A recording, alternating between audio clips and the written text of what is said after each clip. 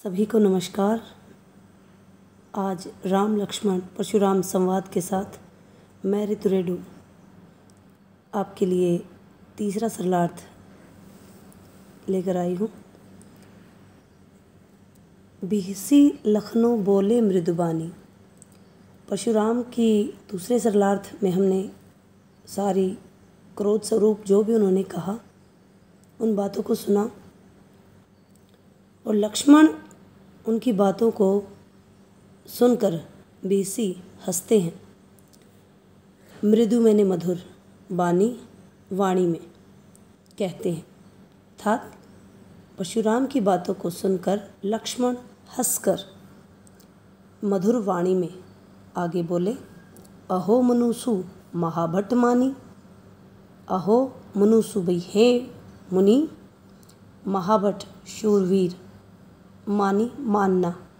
अर्थात कि हे मुनि, आप अपने आप को बहुत बड़ा शूरवीर मानते हैं। पुनि पुनि मोहि देखाव कुठारू। पुनि पुनि अर्थात बार बार, मोहि मुझे, देखाव दिखाना, कुठार अपना कुल्हाड़ा, जो बार बार मुझे अपना कुल्हाड़ा दिखा रहे हैं। चहत उड़ावन फुकी पहारू।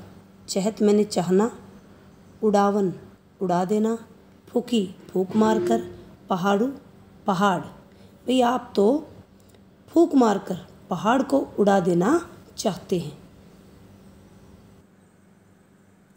अर्थात लक्ष्मण परशुराम से ये कहना चाहता था कि वे उनकी शक्तियों से परिचित नहीं हैं। वो उनको इतना कमज़ोर समझते हैं कि जिस प्रकार से फूक मारकर पहाड़ को उड़ा दिया जाता है। इहियाँ कुंबड़बतियाँ कोई नाही। इहियाँ यहाँ कुंबड़बतियाँ छुई मुई का पौधा। कोऊ भाई कोई, नाही नहीं। लक्ष्मण कह रहे हैं परशुराम से कि यहाँ भी कोई छुई मुई का पौधा नहीं है। जे तर्जनी देखी मरी जाई। तर्जनी यहाँ उंगली के लिए आया है। भाई जो आपकी तर्जनी उंगली को देखकर जो है मर जाएगा। क्योंकि प्यारे बच्चों, जो छूही मुही का पौधा होता है वो हाथ लगाने से मुरझा जाता है, नष्ट हो जाता है। देखी कुठारू सरासन बाना। आपके कुठारू अर्थात कुल्हाड़े को, सरासन जो है धनुष बाना बाण, आपके धनुष बाण को देखकर, आपके कुल्हाड़े और धनुष बाण को देखकर, मैं कछु कहा सहित अभिमाना। अभी तक जो कुछ मैंने कहा वो अभिमान स्वरूप कहा। भृगुसुत समुझी जनेऊ बिलोकी। भृगुसुत क्योंकि परशुराम के कुल का नाम भृगुकुल था। भाई आप भृगुकुल से हैं, मैंने ये समझा है। जनेऊ बिलोकी, बिलोकी देखकर, जनेऊ जो सन्यासी जो है वो पहनते हैं, मुनि पहनते थे। तो आपके जनेऊ को देखकर मैं कछु कहूँ, जो कुछ कहूँ सहो रिस रोकी। रिस होता है क्रोध, सहो मैंने सहना, रोकी रोक कर। भाई जो आप कह रहे हैं तो मैंने अपने क्रोध को रोक कर रखा है। सुर महिसुर हरिजन अरुगाई। सुर देवता, महिसुर ब्राह्मण, हरिजन भगत, अरु और गाय गाय। हमरे कुल इन पर ने सुराही। सुराही होता है वीरता।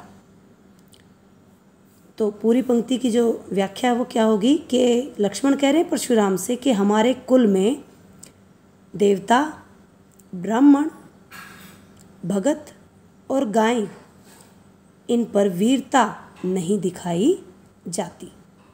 बधे पापू अब कीर्ति हारे। बधे वध करना, अब कीर्ति अपयश हो जाना, सम्मान न रहना। तो लक्ष्मण परशुराम से कह रहे हैं कि अगर इन चीज़ों का, इन चार चीज़ों का, देवता, ब्राह्मण, भगत और गाय, इन चार चीज़ों का हम जो क्षत्रिय हैं अगर वध कर दें तो हमें पाप लगता है, और अगर हम इनसे हार जाएं तो हमारा अपयश होता है, हमारा सम्मान नहीं रहता।